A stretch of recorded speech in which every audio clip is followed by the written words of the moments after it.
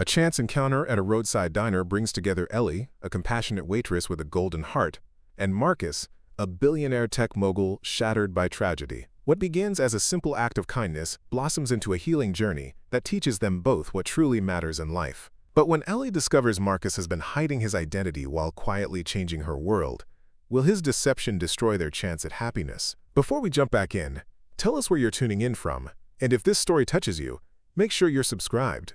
Because tomorrow, I've saved something extra special for you. Rain pounded against the windows of the Bluebird Diner as Ellie Matthews wiped down the counter for what felt like the 100th time that evening. The small roadside restaurant sat just off Highway 16, a forgotten pit stop in the small town of Pinewood that rarely saw visitors apart from truckers and locals. At 32, Ellie's life hadn't turned out quite as she'd imagined. Dreams of traveling the world had been replaced by double shifts and responsibility for her teenage sister Zoe after their parents' sudden deaths 3 years ago. The diner job barely covered their bills, but Ellie maintained her warmth and kindness despite the hardships. Last customer finally left, called Hank, the elderly cook, as he hung up his apron. "You should head home before this storm gets worse." Ellie glanced at the clock, 11:42 p.m. "I'll finish cleaning up. You go ahead." "You were too good for this place, Ellie," Hank said, not for the first time, always taking care of everyone but yourself. After Hank left, Ellie continued cleaning, humming softly to herself. The door suddenly flew open with a gust of wind and rain, startling her. A man stumbled in, soaking wet and shivering. His expensive clothes were drenched, his dark hair plastered to his forehead. "I'm sorry," Ellie called out. "We're closed, but—" She stopped when she saw his face. Beneath the water and exhaustion was a pain so raw it made her heart ache. "Are you okay?" The man looked up, seeming almost surprised to find himself there. "My car broke down about a mile back.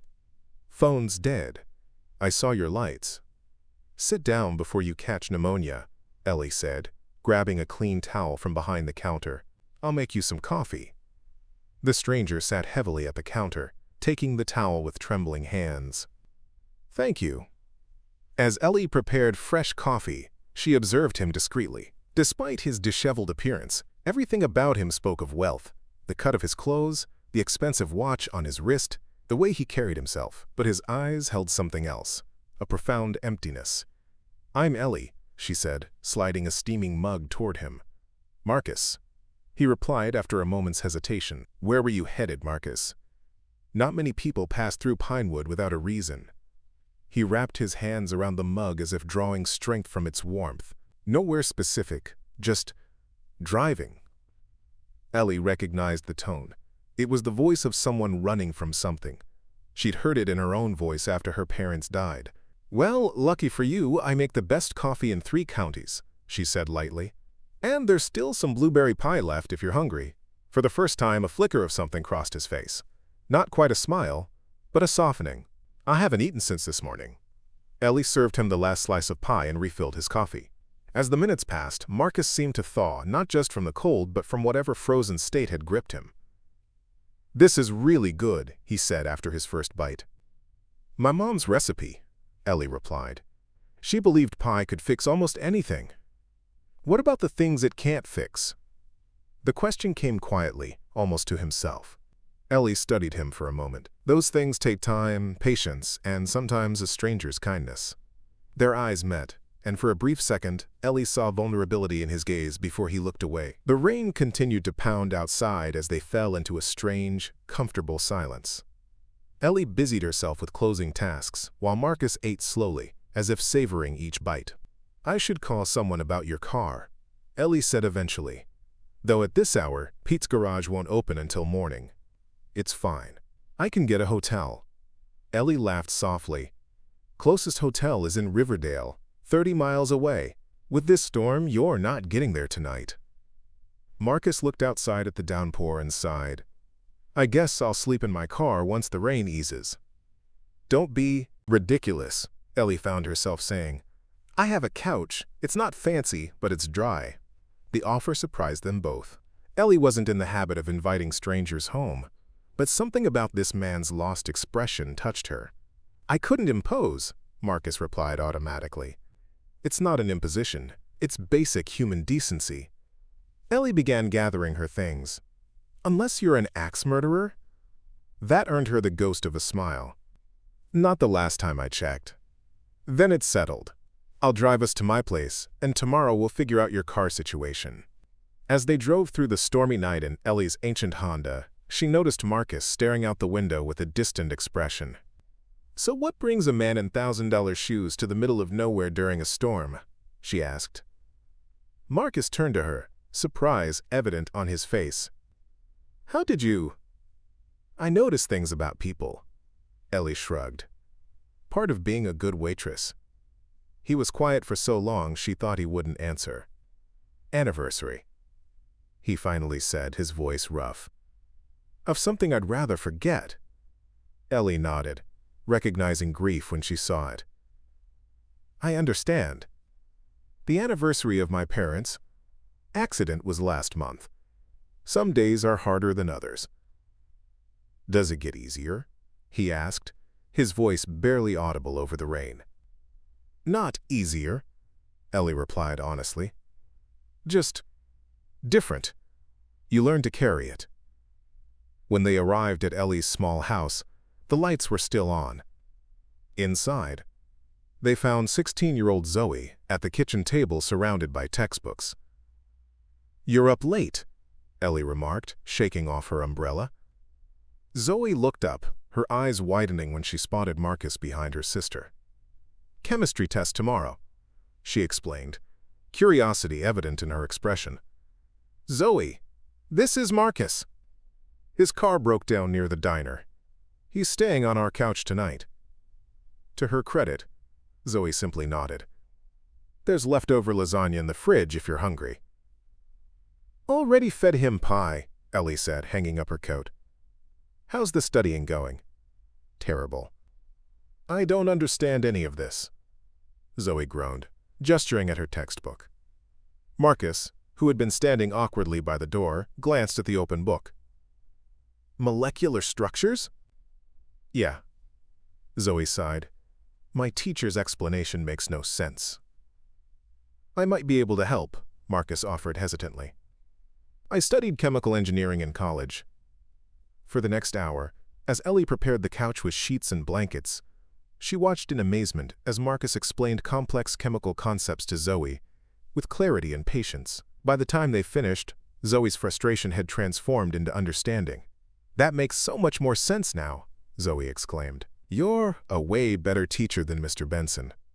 Marcus looked almost uncomfortable with the praise. Just a different perspective. "Where did you say you work?" Ellie asked, handing him a towel and a spare t-shirt that had belonged to her father. "I didn't," Marcus replied, accepting the items with a nod of thanks. "But I'm in technology development." After Zoe went to bed, Ellie brought Marcus a cup of tea. "Thank you for helping her. Science isn't my strong suit." "She's bright," Marcus said. "Asks good questions. She wants to be a doctor. Scholarship's her only chance at college, though." Ellie sat in the armchair across from him. "Our parents left some insurance money, but most went to medical bills before they passed." Marcus nodded, his eyes taking in the modest but warm living room with its mismatched furniture and family photos. "You've done well by her." "I try," Ellie said simply. "Some days are better than others." They talked late into the night, sharing pieces of themselves in the way strangers sometimes can, without judgment or expectation. Ellie told him about her dreams of opening a small bookstore cafe someday. Marcus spoke of growing up with a demanding father who valued success above all else. What Marcus didn't share was his full identity, that he was Marcus Harrington, founder and CEO of Harrington Technologies, whose face had been splashed across business magazines before he'd withdrawn from public life, following the death of his wife and unborn child in a car accident 18 months ago. The next morning, Ellie woke to find the couch empty, the blankets neatly folded. For a moment she thought Marcus had simply left, but then she heard voices from the kitchen. She found him and Zoe making breakfast together, pancakes sizzling on the stove. "Morning," Marcus said, looking more human in daylight despite wearing yesterday's clothes. "Hope you don't mind. Zoe showed me where everything was." He makes amazing pancakes, Zoe added, enthusiastically. A man of many talents, Ellie remarked, accepting a cup of coffee from him. Their fingers brushed and something warm fluttered in her chest. After breakfast, Ellie drove Marcus back to his car, an expensive black Audi that looked entirely out of place on the rural highway. Pete from the garage was already there, examining the engine. "Alternator's shot," Pete announced. "Have to order the part. Won't be here till Monday at the earliest." Marcus frowned. "Is there anywhere nearby I can rent a car?" Pete laughed. "Nearest rental place is in Riverdale, same as the hotel."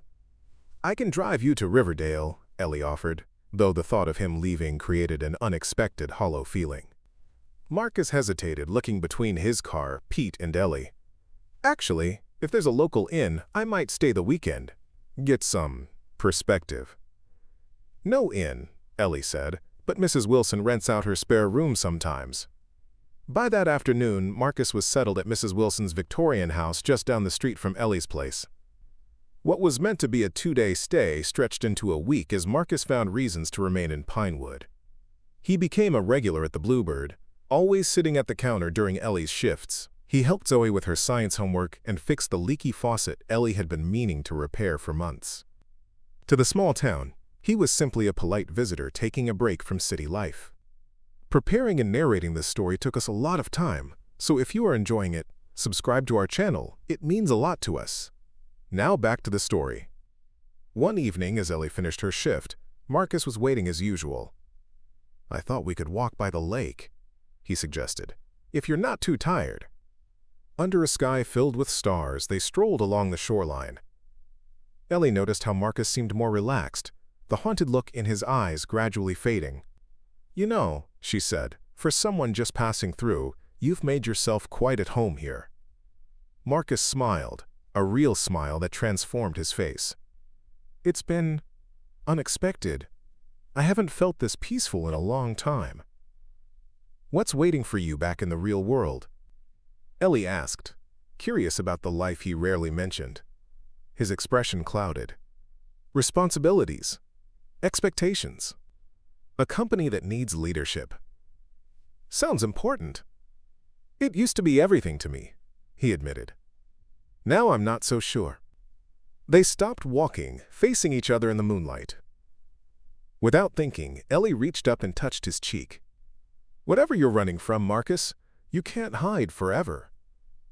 He covered her hand with his own. "What if I'm not hiding anymore? What if I'm finally finding something?" The moment stretched between them, full of possibility. Then, Marcus gently pulled away. "There's something I need to tell you, Ellie, about who I really am." Before he could continue, Ellie's phone rang, Zoe, calling to say Mrs. Wilson had fallen and needed help. The conversation was postponed as they rushed back to town. The next day, Marcus received an urgent call that required his immediate return to the city. He promised Ellie he would come back soon and explain everything. "I'll hold you to that," she said as they stood beside the rental car that had finally arrived. "We have an unfinished conversation." After he left, the diner felt emptier somehow. Ellie caught herself watching the door, hoping to see him walk through it. 3 days later, a letter arrived for Ellie at the diner. No return address, just her name written in a now familiar handwriting. "Dear Ellie, I'm sorry for leaving so abruptly. The emergency was real. My company needed me, but that's no excuse for not finishing our conversation. The truth is, I'm not just in technology development. I founded and run Harrington Technologies. The car breaking down near your diner wasn't planned, but it might have been the most fortunate accident of my life. 18 months ago, I lost my wife Claire and our unborn daughter in a car accident. Since then, I've been existing, not living, running my company remotely, avoiding human connection, driving aimlessly on the anniversary of their deaths. Then I stumbled into your diner, and you showed kindness to a stranger without expectation or judgment. You offered shelter, conversation, and somehow, hope. In 1 week in Pinewood, I felt more alive than I have in 18 months. Your strength in facing your own losses while still caring for others, your dreams despite your struggles, your kindness despite life's hardships, they've awakened something I thought was gone forever. I want to come back to Pinewood, to see where this connection between us might lead. but you deserve to know exactly who I am first."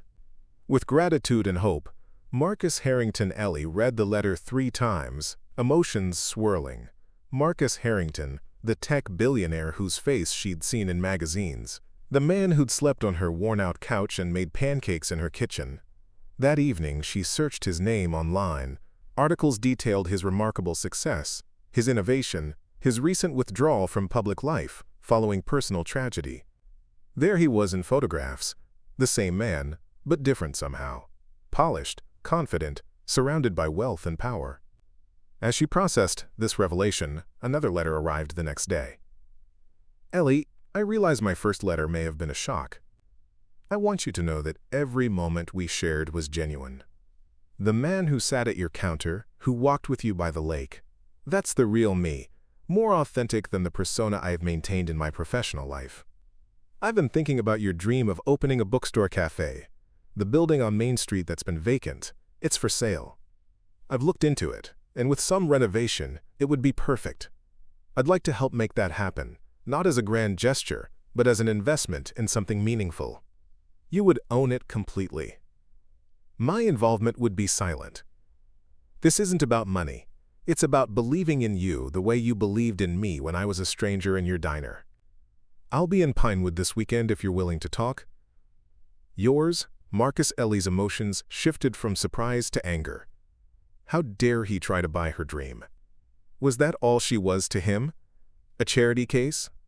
A project to make himself feel better? When Marcus returned to Pinewood that weekend, Ellie was waiting at the diner, his letters in her apron pocket. He walked in, looking both hopeful and uncertain. "Ellie," he said softly. "Mr. Harrington," she replied coolly. His face fell at her formal tone. "I deserve that.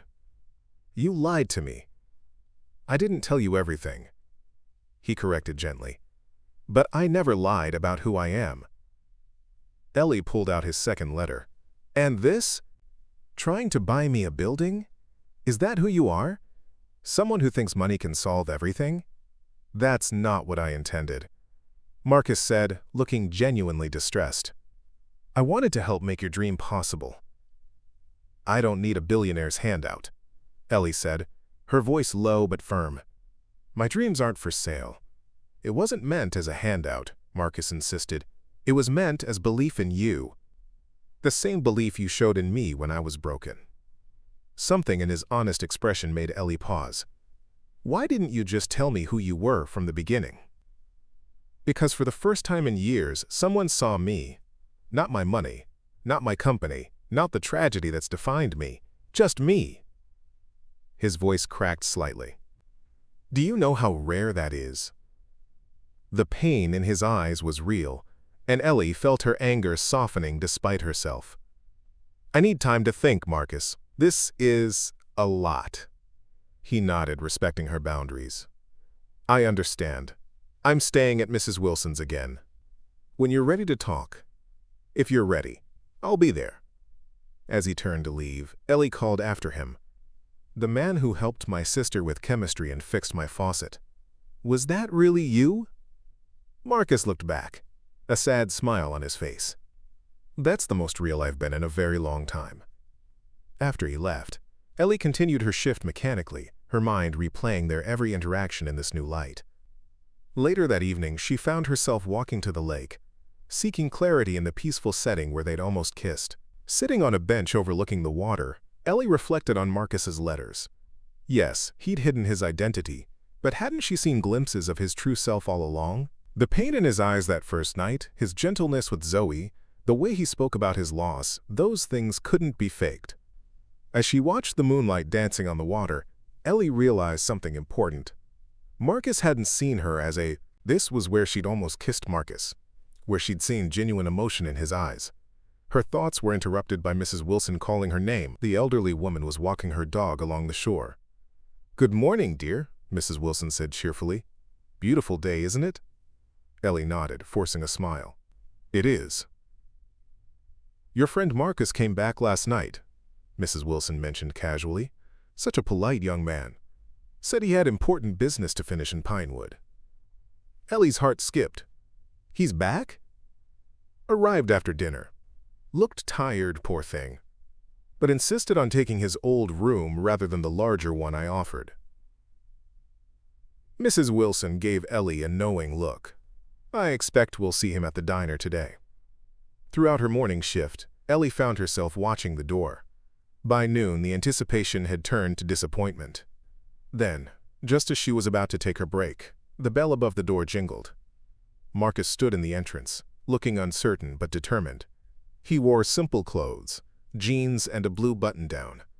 Nothing that would mark him as different from any other customer. Their eyes met across the diner, and for a moment everyone else seemed to disappear. Ellie felt a rush of conflicting emotions. Joy at seeing him, lingering hurt at his deception, uncertainty about what came next. "Hey," she said simply when he approached the counter. "Hey." He slid onto a stool. "I said I'd come back." "You did." Ellie poured him coffee automatically. "Your usual?" A smile touched his lips. "You remember my usual?" Blueberry pancakes, extra syrup, bacon crispy but not burnt. She met his gaze steadily. "I pay attention." "That's one of the things I—" He stopped himself. "Yes, the usual would be great." As Ellie placed his order, she could feel Hank watching them curiously from the kitchen. The older man had noticed her distraction during Marcus's absence. "Your letters," she said when she returned, keeping her voice low. "They explained some things." "But not everything," Marcus acknowledged. "No." She glanced around the busy diner. "I get off at 3. Meet me at the lake?" He nodded, relief visible in his features. "I'll be there." For the rest of her shift, Ellie moved through her tasks with renewed energy. Whatever happened with Marcus, at least she would get answers. At precisely 3:15, Ellie arrived at their spot by the lake. Marcus was already there, skipping stones across the water with surprising skill. 7 bounces, she remarked, approaching him. "Impressive." He turned, a small smile playing on his lips. "Misspent youth. I used to escape my father's business dinners to throw rocks at the country club pond." The image of a young, rebellious Marcus made her smile too. They settled on the bench where they'd sat many times before. "I read about your wife," Ellie said after a moment. "Claire. And your baby. I'm so sorry, Marcus." Pain flashed across his face, but he didn't look away. "Thank you." "Is that what you were running from that night? The anniversary?" He nodded, his gaze drifting to the water. 18 months ago, I was supposed to pick Claire up for her final prenatal appointment. Running late on a product launch, I asked her to meet me at the office instead. His voice grew strained. A drunk driver ran a red light. If I had just left work on time. "It wasn't your fault," Ellie said gently. "That's what everyone says." His hands tightened into fists. "After the funeral, I couldn't face the world. I withdrew from everything, ran the company remotely.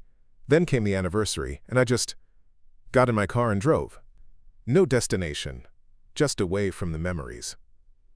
Until your car broke down outside my diner. Until the universe conspired to put me exactly where I needed to be." He turned to face her fully. "Ellie, meeting you wasn't planned, but it changed everything."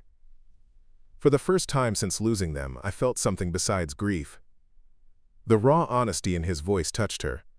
"Why didn't you tell me who you were?" "At first, it was just peaceful being nobody. Then, as we grew closer, I was afraid." His voice softened.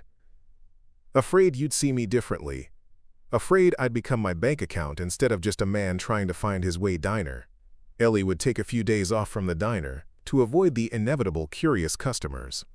They would continue as normally as possible, refusing to hide, but also declining to become a public spectacle.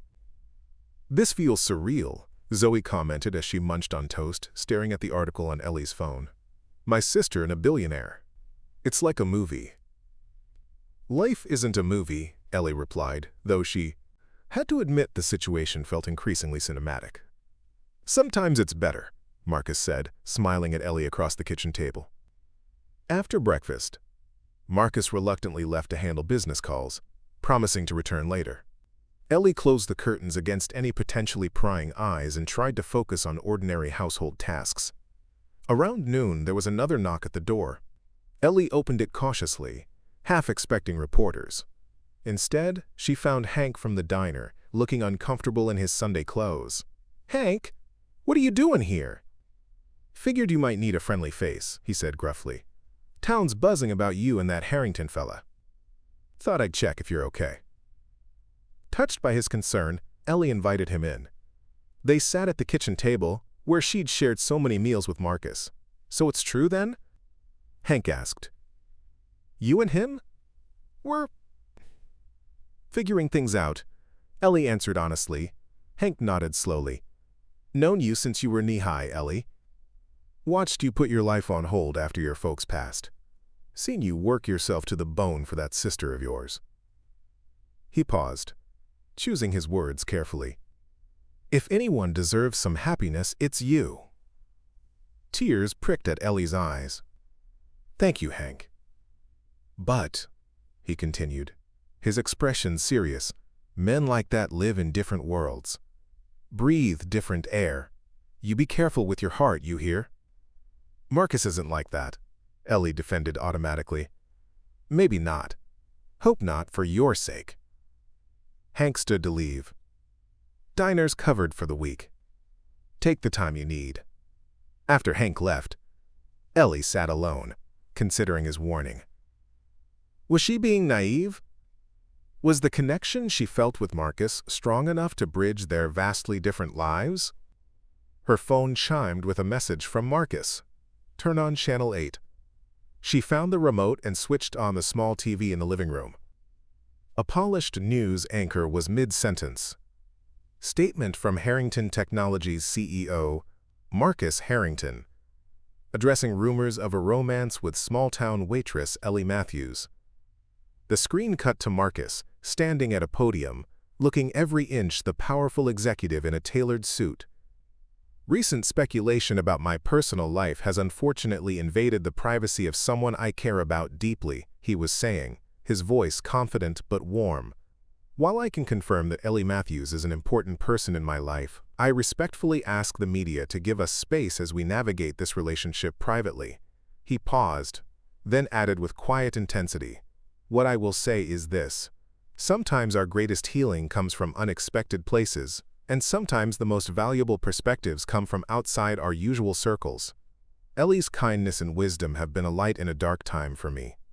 I hope you'll respect her privacy as much as I respect her strength." The camera cut back to the anchors, who immediately began analyzing his words. Ellie turned off the TV, her heart full. Marcus had acknowledged their relationship publicly while defending her dignity. He hadn't hidden her or minimized her importance. He'd honored her. That evening, when Marcus returned to Ellie's house, he came with a surprising proposal. "I have to go back to the city tomorrow," he explained as they sat on her porch swing. "Board meetings, investor calls. Things I can't handle remotely anymore." Ellie nodded, trying to hide her disappointment. "I understand. Come with me," he said suddenly. "You and Zoe. Just for a week or two." "To the city?" Ellie was startled by the suggestion.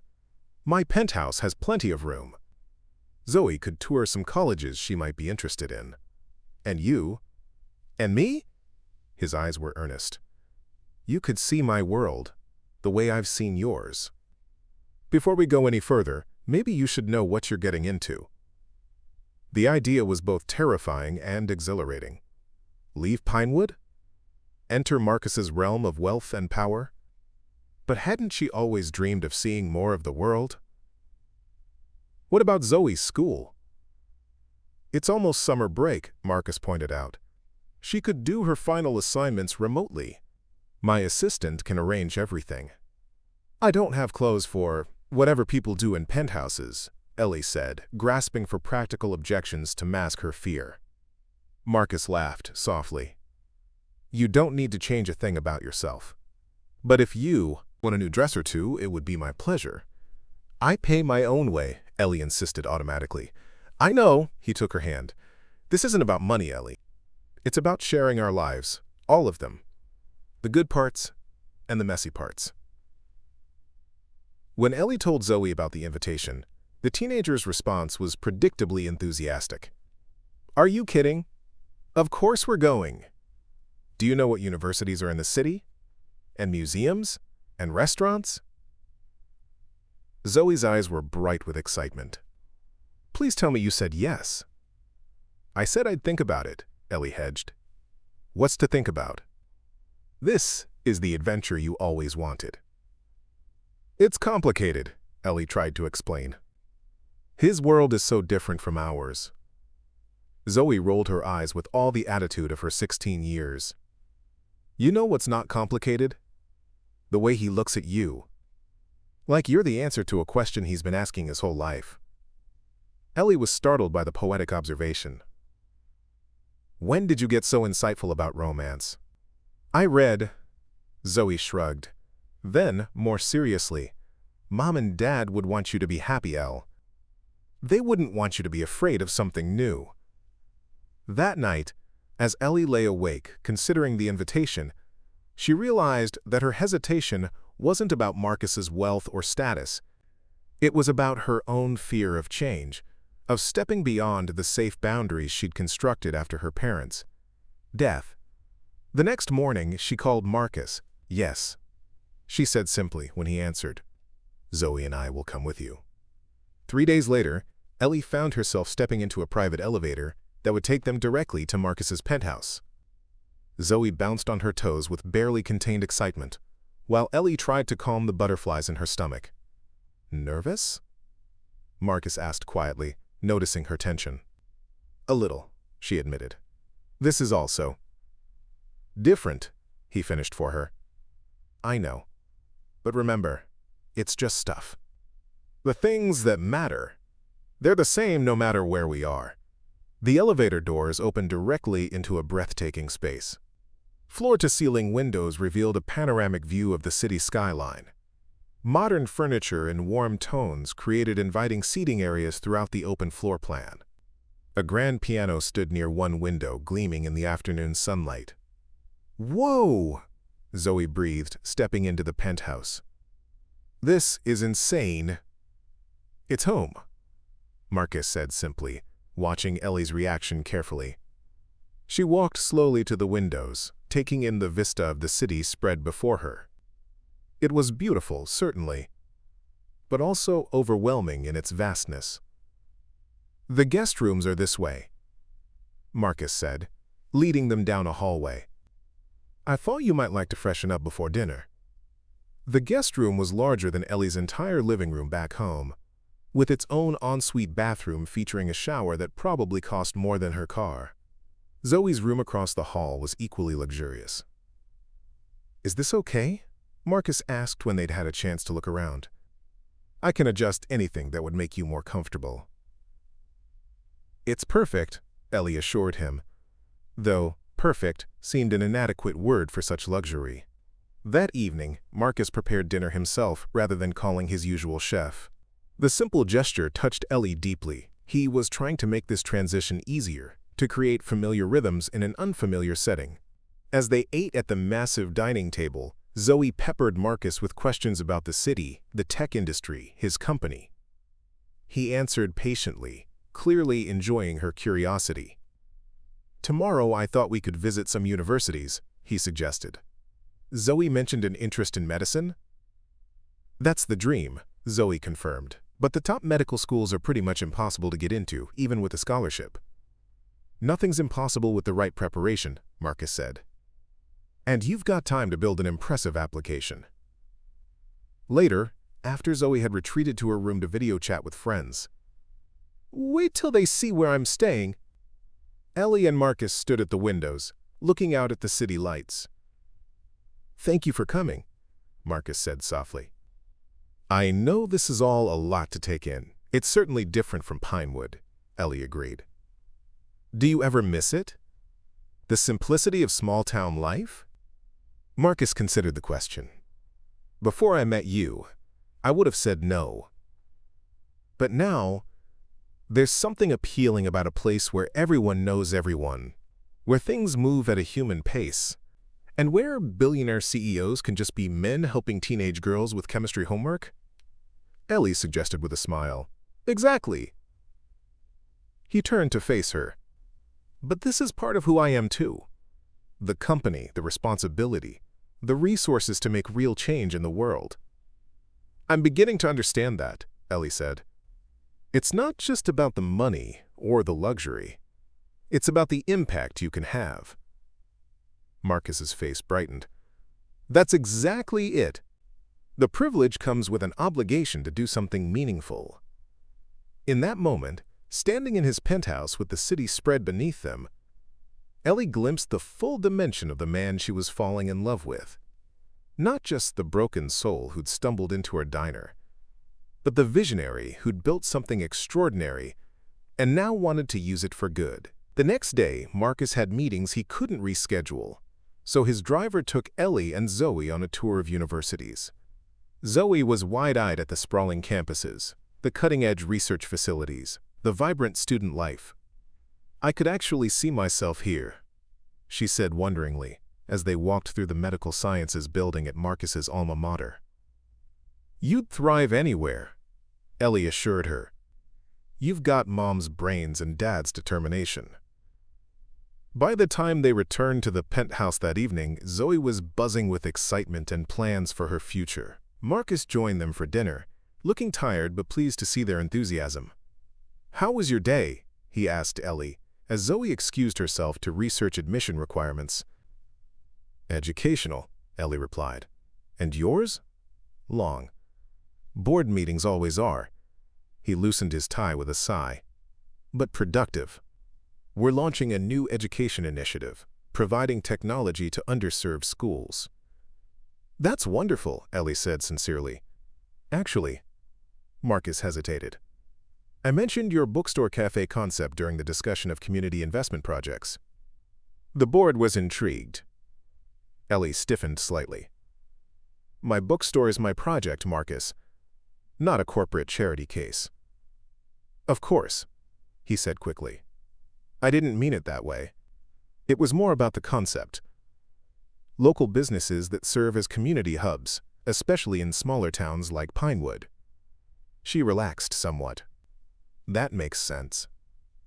The thing is, Marcus continued carefully, they're interested in establishing a pilot program, investment in small-town businesses with potential for community impact. If you wanted, your bookstore could be the first. As a business investment, not charity? Exactly. Proper loans, business mentorship, supply chain connections. All the advantages that big companies have, scaled for small businesses. Ellie considered the proposal. I'd want to see the details. Understand what strings are attached. No strings, Marcus promised. Just an opportunity. For you and for other entrepreneurs like you. That night, lying in the luxurious guest bed, Ellie reflected on how quickly her world had expanded. A month ago, her dreams had seemed so distant. Now possibilities were unfolding before her like flowers blooming after rain. The next week passed in a blur of new experiences. Marcus balanced his work responsibilities with showing them his city. They attended a symphony performance, visited museums, dined at restaurants where chefs created edible art on plates. Zoe thrived in this environment, absorbing every new experience with enthusiasm. Ellie enjoyed it too, but found herself sometimes overwhelmed by the pace, the crowds, the constant awareness that came with being seen with someone like Marcus. Photographers occasionally captured them entering restaurants or buildings, and she discovered that selecting an outfit became a strategic decision when it might appear in tomorrow's gossip columns.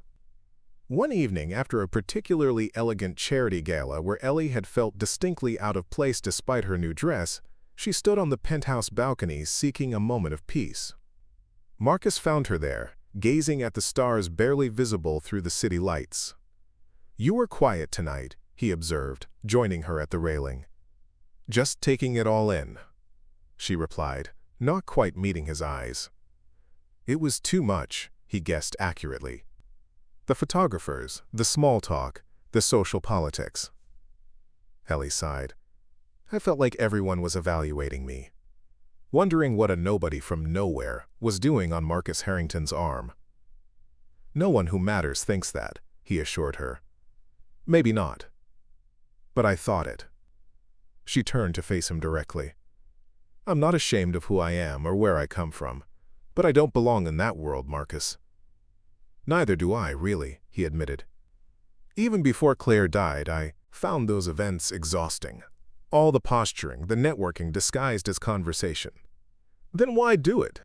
Because sometimes you have to play the game to change the rules." He covered her hand with his. "The contacts I make at events like tonight's have funded clean water initiatives in 3 countries. They've backed education programs in underserved communities. Sometimes wearing a tuxedo and making small talk is the price of making a difference." Ellie hadn't considered this perspective, so it's not about the glamour or status. "For some people it is," Marcus acknowledged. "But for me it's always been about leverage, using what I have to create what could be." In that moment, Ellie saw something new in Marcus, not just the gentle soul who'd found healing in her diner, but a strategist using his position to effect real change. It was another dimension of the man she was coming to love, complex and compelling. As their second week in the city neared its end, Ellie noticed Marcus growing increasingly thoughtful, almost preoccupied. When she asked if everything was all right, he assured her it was just work stress, but she sensed there was more. On their final night, Marcus arranged a private dinner on the penthouse terrace. Candles illuminated the space, and a small table was set with elegant simplicity. Soft music played from hidden speakers. "Where's Zoe?" Ellie asked, noticing her sister's absence. "She's having dinner with my assistant's daughter," Marcus explained. "They bonded over their shared interest in medicine. I hope that's okay." "It's fine," Ellie said, touched by his thoughtfulness in arranging a peer connection for Zoe. "This is beautiful, Marcus." As they enjoyed the meal prepared by Marcus's chef, they talked about the past 2 weeks, the things they'd seen, the experiences they'd shared, the ways their understanding of each other had deepened. "I've been thinking," Marcus said as they finished dessert, "about what comes next." "Back to reality, I suppose," Ellie replied. "You to your company, me to the diner. What if there was another option?" Marcus's voice was quiet but intent. "What do you mean?" He reached across the table for her hand. "These past weeks, seeing you experience my world, watching Zoe flourish with new opportunities, it's made me realize something important." "What's that?" Ellie asked, her heart beginning to race. "That I don't want to go back to how things were before, living in separate worlds, seeing each other on weekends or whenever we can manage it." His eyes held hers. "I want to build something new with you, Ellie. A life that combines the best of both our worlds." "That sounds wonderful, but how would it work practically?" she asked. "Your life is here, mine is in Pinewood." "It doesn't have to be either or." Marcus squeezed her hand gently. "What if we created something that allows for both? I can work remotely much of the time. The company has a private helicopter that could get me to the city quickly when needed." "You'd consider living in Pinewood? At least part-time?" Ellie was stunned by the suggestion. "I've never felt more at peace than I did there," Marcus admitted. "And seeing you here, I realize that while you can navigate this world beautifully, it doesn't make your heart sing the way Pinewood does." Ellie couldn't deny the truth of his observation. While she'd enjoyed experiencing the city, she'd missed the rhythm of small-town life, the familiar faces, the sense of community. "There's something else," Marcus continued, reaching into his pocket. "Something I've been considering for a while now." He withdrew a small velvet box, and Ellie's breath caught. "This might seem fast," he acknowledged, opening the box to reveal a stunning but tastefully sized diamond ring. "And if it is, I understand. But losing Claire taught me that life is unpredictable and precious. When you find something real, you don't wait." "Marcus," Ellie whispered, overwhelmed. "I'm not asking for an immediate answer," he assured her. "Just for you to consider a future where we build something together, something that honors both our worlds and creates something new." Tears filled Ellie's eyes as she looked at the ring, at Marcus, at the city lights beyond the terrace. "I need to think. It's a lot." "Of course," he said, closing the box but leaving it on the table between them. Take all the time you need. Later that night, Ellie found Zoe in her room, packing for their return to Pinewood the next day. "Hey," Ellie said, sitting on the edge of the bed. "How was dinner?" "Amazing," Zoe replied enthusiastically. "Leah is so cool. She's pre-med at the university we visited, and she's offered to help me prep for applications next year." "That's wonderful," Ellie said, genuinely pleased but distracted. Zoe gave her a shrewd look. "What happened? You look weird." "Marcus asked me to marry him," Ellie admitted, still processing the reality of it. Zoe's eyes widened. "Seriously? What did you say?" That I needed to think. "Why? Don't you love him?" The question, so direct in Zoe's typical fashion, cut through Ellie's confusion. "Yes," she realized aloud. "I do love him. And he obviously loves you," Zoe pointed out. "So what's the problem? Our lives are so different. His world is here, with all this." Ellie gestured at the luxurious room. "Mine is back in Pinewood." "Maybe it's not about choosing one world over the other," Zoe suggested. "Maybe it's about creating a new one together." The echo of Marcus's own words from Zoe's mouth struck Ellie forcefully. "When did you get so wise about relationships?" "I told you, I read." Zoe grinned. Then, more seriously, "Elle, you've spent the last 3 years putting your life on hold for me, making sure I had everything I needed. Maybe it's time you thought about what you need." The next morning, as they prepared to board Marcus's private jet for the return to Pinewood, Ellie still hadn't given him an answer. The ring box remained in his pocket, a patient question awaiting her response. As the plane soared above the clouds, Ellie gazed out the window, reflecting on the journey that had brought her here. From a stormy night in a roadside diner to a private jet returning from a penthouse stay, it seemed impossible.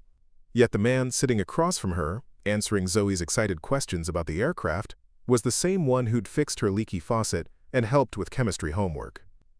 She thought about the building on Main Street, waiting for renovation, about the business plan they'd crafted together, about the possibility of a life that encompassed both worlds, the simplicity she loved, and the opportunities Marcus's resources could provide. Most of all, she thought about the healing they'd found in each other.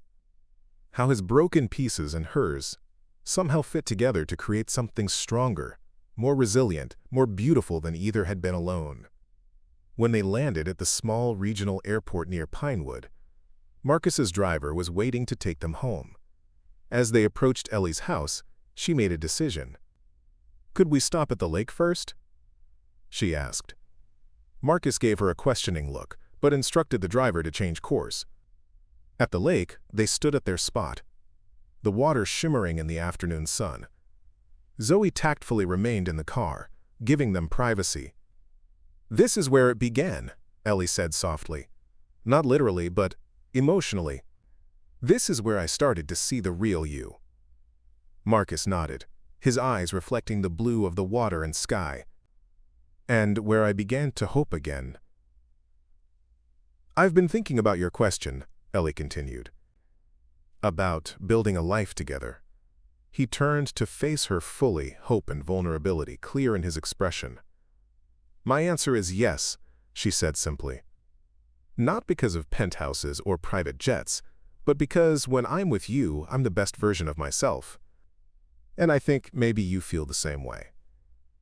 Joy spread across Marcus's face as he reached into his pocket for the ring box. "I do," he confirmed, opening it. "You make me whole again, Ellie Matthews." As he slipped the ring onto her finger, Ellie felt a sense of rightness, of coming home even while standing at the threshold of something new. "It won't always be easy," she acknowledged. "Our worlds are still different in many ways." "The best journeys never are," Marcus replied, drawing her close. "But they're worth every step." 6 months later, Ellie stood in the center of her newly renovated bookstore cafe, hardly believing the transformation. What had once been a dusty, abandoned building was now a warm, inviting space filled with books, comfortable seating, and the rich aroma of coffee. True to his word, Marcus had provided a proper business loan with fair terms. But the vision, the design, the selection of books, those were all Ellie's. Chapter 1, as she'd named it, was truly hers. Upstairs, the apartment had been remodeled into a spacious home for her and Zoe, with a guest room that often housed Marcus during his frequent visits to Pinewood. His company now had a small satellite office in town, allowing him to work remotely most days while commuting to the city when necessary. "Ready for the grand opening tomorrow?" Marcus asked, approaching with 2 cups of coffee from the cafe, new espresso machine. "As ready as I'll ever be," Ellie replied, accepting her cup. "Though I still can't believe this is actually happening." "Believe it," he said, pride evident in his voice. "You made this happen, Ellie. I just helped with the logistics." She took a sip of the perfectly brewed coffee. "We make a good team." "The best," he agreed, slipping an arm around her waist. From across the bookstore, Zoe called out, "Hey, lovebirds, we still need to finish arranging the young adult section before tomorrow." They laughed, enjoying the moment of ordinary domesticity. Their engagement had made headlines briefly, but interest had faded as they'd maintained their privacy and refused to become tabloid fodder. What remained was something authentic and precious, a relationship built on understanding, respect, and the kind of love that heals rather than demands. A simple woman's kindness had indeed touched a broken billionaire's heart, but in the process, both had found something neither expected, a future brighter than their past, and a love strong enough to bridge 2 worlds. Up next, you've got 2 more standout stories right on your screen. If this one hit the mark, you won't want to pass these up. Just click and check them out. And don't forget to subscribe and turn on the notification bell so you don't miss any upload from us.